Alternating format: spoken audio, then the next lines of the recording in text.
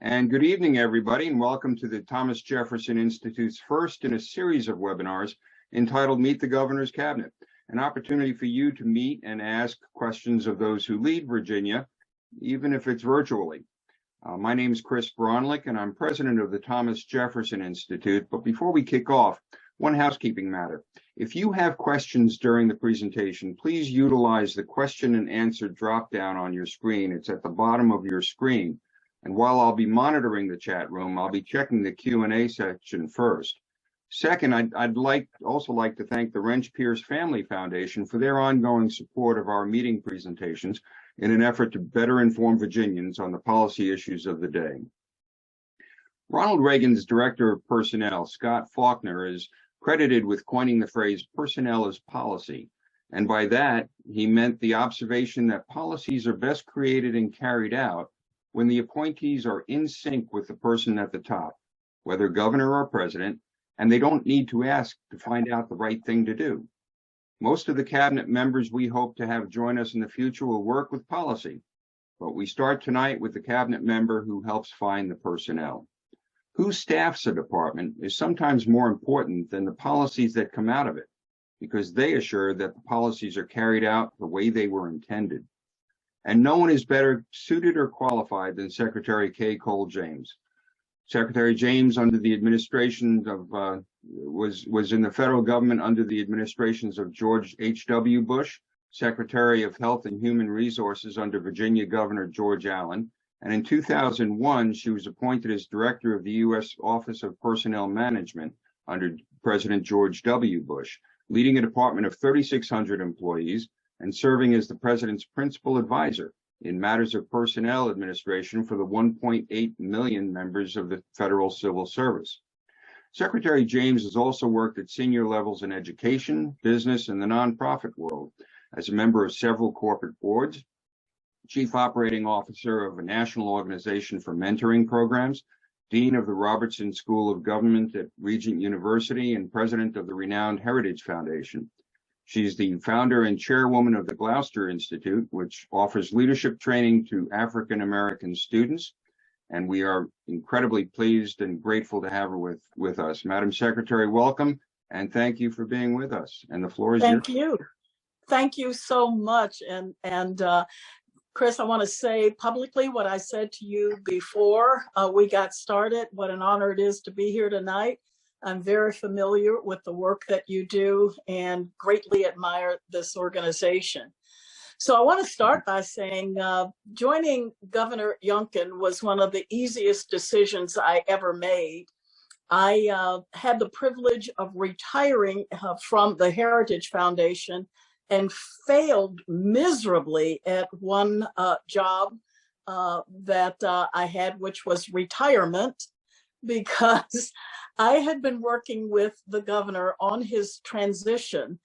So I had the opportunity working with my co-leader, Senator Steve Newman, to help vet and put together the cabinet for the governor. And getting to the end of that process felt extraordinarily good that the governor had made some of the best selections of some of the most talented individuals most from Virginia, some not, but all with some Virginia roots. And they were a high-performing team, and I felt very good about saying, Governor Youngkin, I think Senator Newman and I have done our jobs and done it well, and given you some great options to pick from as you put together your cabinet. And so you can imagine my surprise when he called me one Sunday night and said, so how would you think about coming in as our Secretary of the Commonwealth? And I don't think he finished the sentence before I said yes. And a part of that was because of him, his leadership, his vision for the Commonwealth of Virginia, the opportunity to serve someone with that kind of character and integrity and vision, solid conservative. Being pro-life was important to me, and he was. And so I don't think I let him get the sentence out before I said yes, and I was happy to continue to serve that way. I will tell you that I am probably one of the most misunderstood cabinet officers, because most people don't have a clue, other than maybe helping the governor make decisions on boards and commissions, what the Secretary of the Commonwealth does. So I'd like to start with just a quick tutorial on that, because I think it would be informative and instructive. The way that I describe it to most people is, if you know what a notary is, then you understand who the Secretary of the Commonwealth is. And the reason for that is that it is my job as Secretary of the Commonwealth to notarize or authenticate all the actions of the governor. So when he signs something, I have to put the state seal on it and notarize it. I have to be the one that says this is an official document for the state of Virginia. The Secretary of the Commonwealth is the keeper of all official records and documents. And so we take that very seriously in terms of making sure that our records are accurate, and that we maintain them in a way that makes them available and accessible to the people in the Commonwealth of Virginia. Some people don't quite understand this one, but a part of my job is to be the official keeper of the seal of the Commonwealth of Virginia. And I think one of the organizations or institutions within government that violated that the most when I took office was my own office, because I had a young intern who was putting together some papers and found these pretty stickers in a locked closet and just put them on everything. And I had to say, those are not cute stickers. Those are the official seals of the Commonwealth of Virginia. We had to go find them, and it's written into statute what those seals can be used for. So if you want to use them, you have to get permission from the Secretary of the Commonwealth. What most people don't know or understand is that there are delegated authorities, which I have been assigned by the governor, and that I oversee on his behalf. People know about the restoration of rights, about pardons, about issuing paroles. They come through the parole board, but come into the governor for final decision. So we manage those processes on his behalf. But there are some rather routine and maybe some mundane things that we do on a regular basis. It takes a lot of time, takes a lot of concentration by a lot of your wonderful state employees in extraditions, when we actually have to move prisoners or potential felons or witnesses from one state to another, and someone has to come in and move them. We have to oversee that process. Authentications, if it's a document that has to go internationally, I have to authenticate that document. But probably one of the most important parts of the job, and one that I enjoy the most, is we are the forward-facing face of the governor to the Commonwealth through constituent services.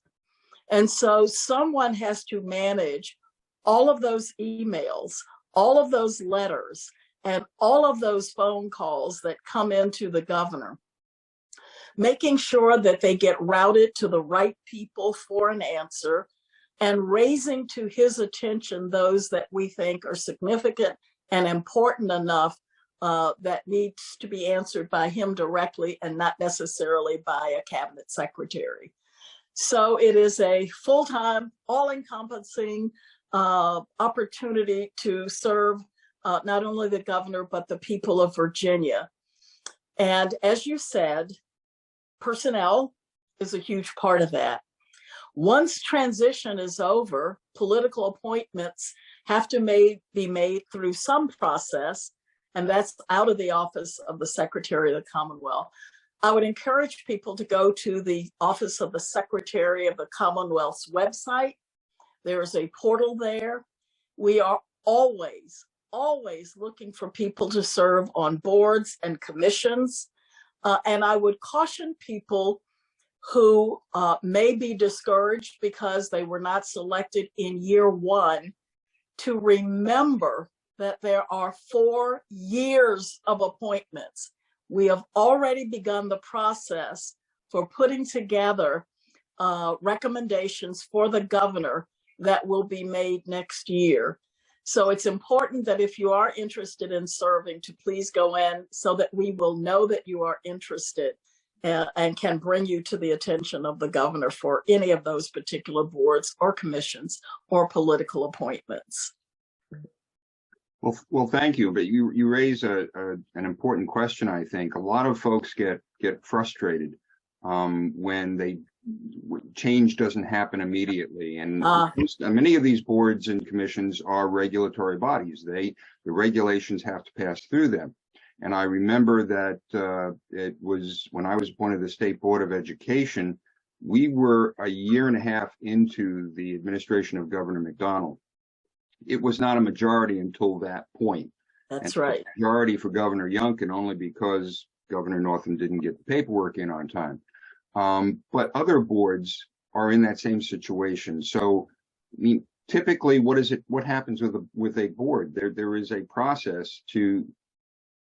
How long does it take? That's right. To get the majority in most cases. Well, it's different on almost all the boards, depending on the size of the board, the number of appointments that the governor gets to make in year one.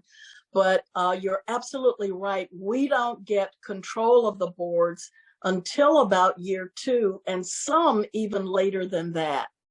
And so it's when you wonder why Governor Youngkin can't come in and make something happen that you care deeply about right away, it's because we are still working with boards and commissions that don't share our values necessarily and don't share the vision of this particular the governor. And so we find people, and let me say this about our board appointments and our commission appointments.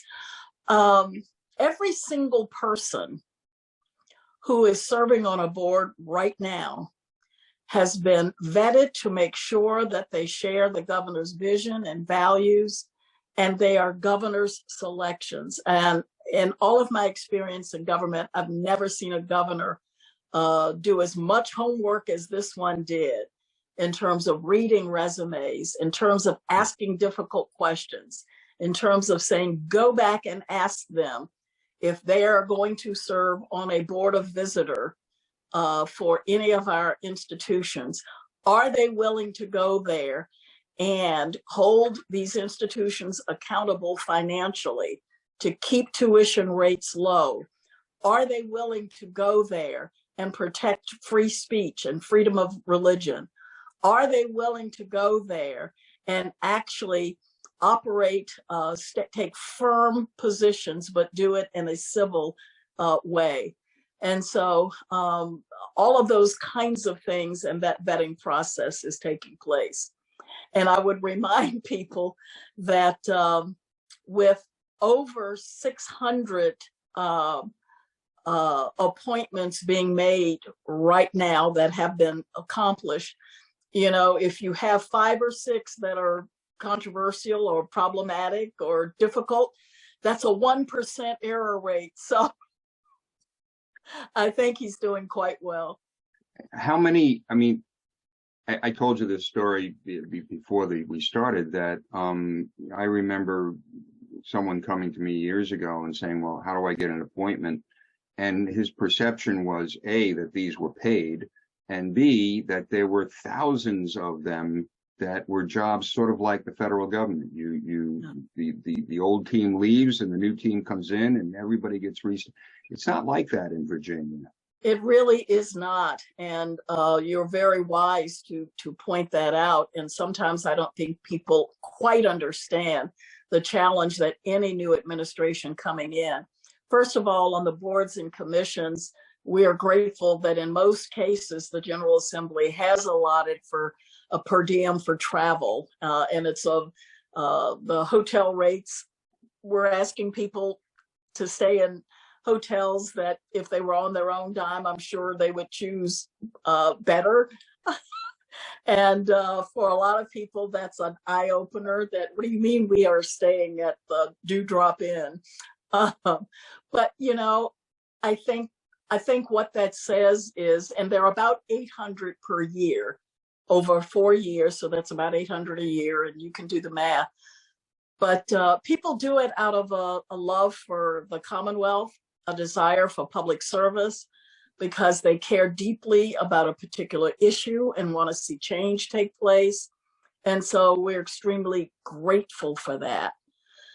You would be surprised at how few political appointments there are to run some of these very large agencies. Far fewer, the ratio is far less than it is, as you noted, at the federal government. So a lot of times we're playing whack-a-mole, where you come in and, you know, someone sent me a text message one day and they were telling me about a website, and I thought Youngkin was going to change this, and how dare he have these kinds of things on a state website? And I said, could you send me the website? And people don't understand that there are literally multiples of thousands of websites. And we can go in and find them, and we're finding new things every single day. And so rather than adopting the, aha, I found something that's happening out there and I got you and I'm annoyed that you didn't find this, what's more helpful is to say, I was on a state website today, you may not have seen this. I know this does not comport with this administration, and I just wanted to bring it to your attention. And that's so helpful. It is so helpful. Now, if people are interested in being appointed to a board or commission, is there a particular website they can go to if they're not familiar with it? Yes, absolutely. They can go to the State of Virginia website, go to the Secretary of the Commonwealth's site, and you will find there the portal where you can actually apply and go in. And I would say that the majority of the people who are looked at and get before the governor the most quickly are those individuals who actually take the time to go through that process. Because what happens is that's our first stop.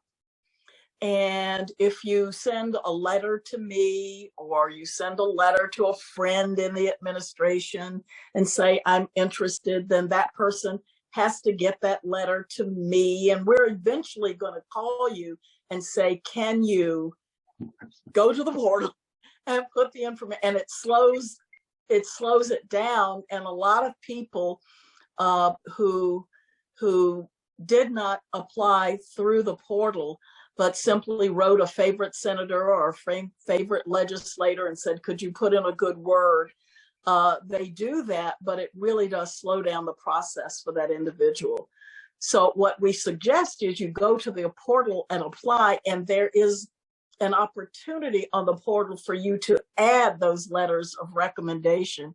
So when we go there and pull it for the governor, he can see that someone is being endorsed by someone that he trusts, admires, and respects. Well, as a former New Yorker, I'll just say that ain't the way it works in New York, you know. But I think that's what makes Virginia unique, special, and operating much more above board. Let me remind everyone that we do have an opportunity for you to put information in the Q&A section. We do have a question from Jennifer. I'm not certain this comes into your department because I know that different counties can have different voting machines, but the question is, how are you going to move forward to preserve the 2020 voting ballots and machines from being destroyed? Are you planning to move future voting with paper only? What is the answer on those two? Well, you know, Virginia is unique. In the majority of the states, the election process is under the Secretary of the Commonwealth. It is not under my purview. It was taken out years ago and made in its own freestanding agency. And so Susan Beals heads that up, and she is not a part of the office of the Secretary of the Commonwealth. So I wish I could tell you the answer to that, but you probably want to have Susan come on and talk about the future of elections in Virginia. Virginia is very unique in that I get that all the time. I get lots of form letters from people. You can tell there are campaigns going on about election integrity. It is a subject that I care about a great deal. And it is a subject that, as president of the Heritage Foundation, I worked on quite a bit. But it does not fall under the purview of the Secretary of the Commonwealth in Virginia. Fair enough. Question from Kathy. Secretary James, is your office able to recommend that certain departments and/or agencies be downsized or enlarged? In other words, do you monitor the effectiveness of those departments?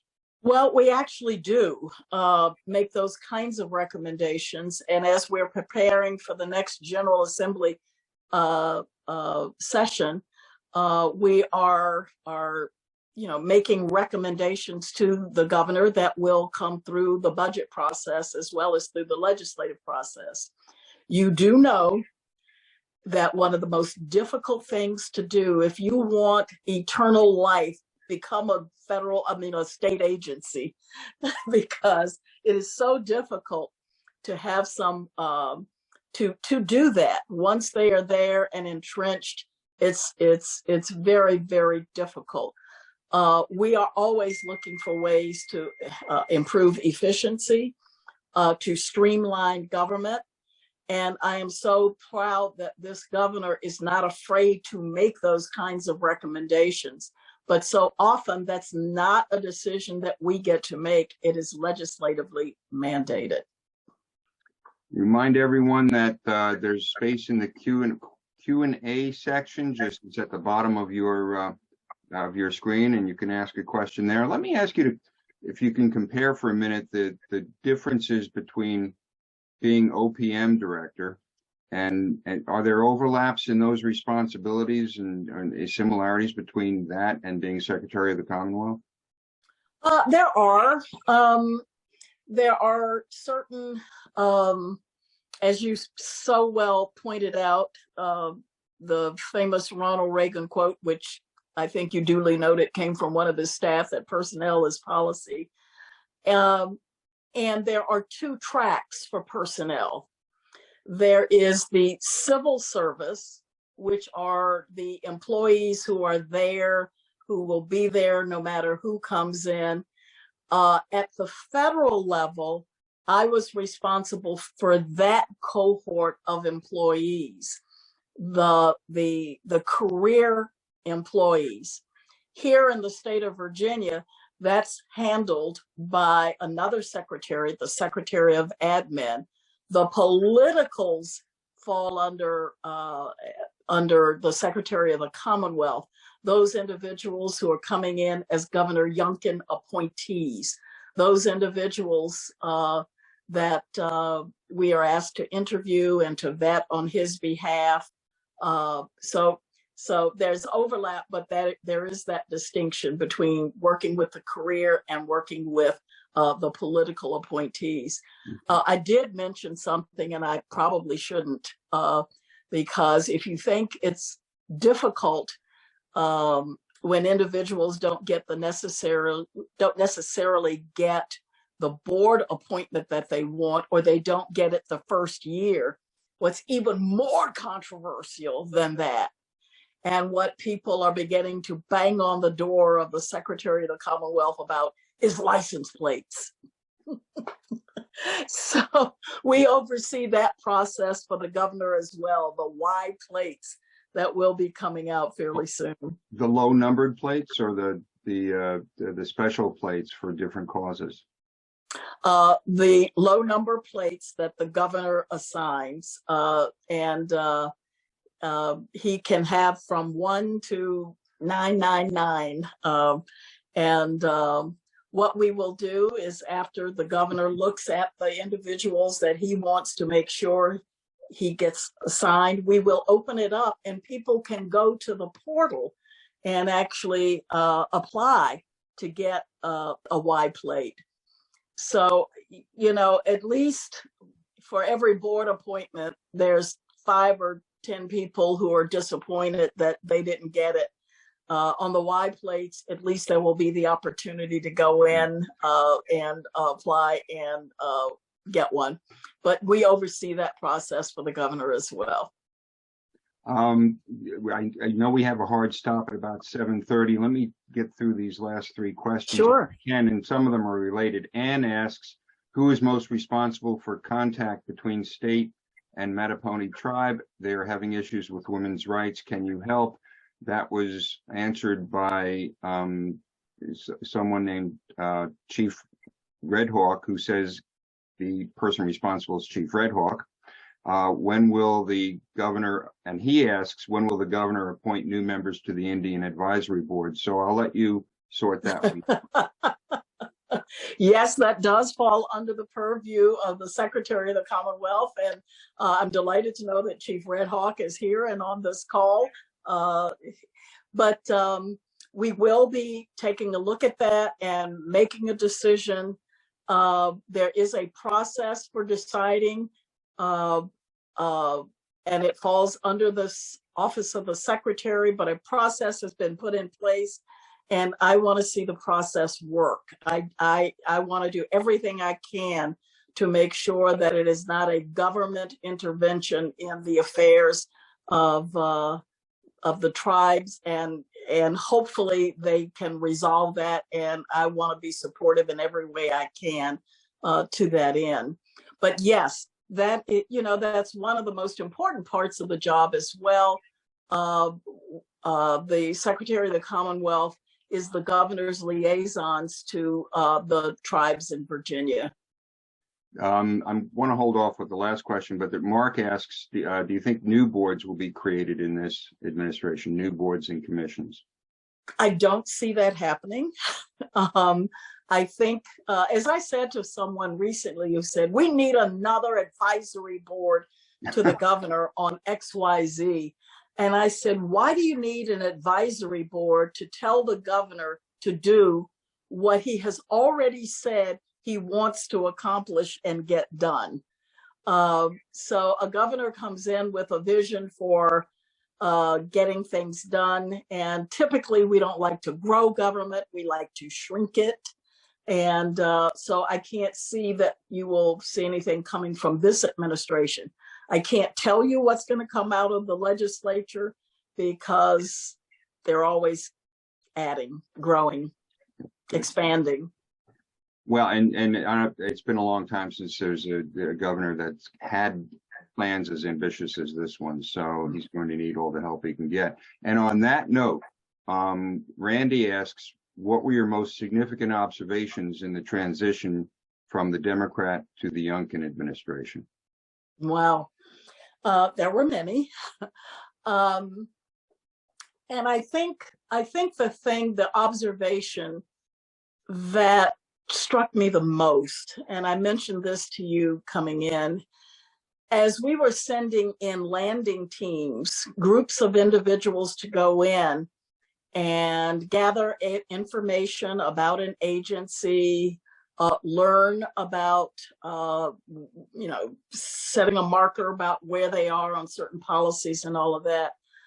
I was really surprised how many times we heard, we've been told not to trust you as Republicans. We've been told that you all will be mean and you're going to do this and you're going to do that. And having been there for over 6 months now, I can tell you that people have come back and said, that certainly was not the case. That is certainly not true. And we really have enjoyed working with you. This governor has made it a point to get out of the office and get into the agencies. He's made it a point to say what excellence looks like and what the expectations are. He has set outcome-based objectives in every single agency. And so we are held accountable for achieving goals and outcomes. So I think that what we have noticed is that we're told over and over again that has never happened before. We didn't know what the expectations were, but you've made it very clear. And I will say this: most people want to do well. The career people don't get up and come to work and say, "I want to be mediocre today." They want to know what excellence looks like. They want to know what the expectations are, and they want to perform well.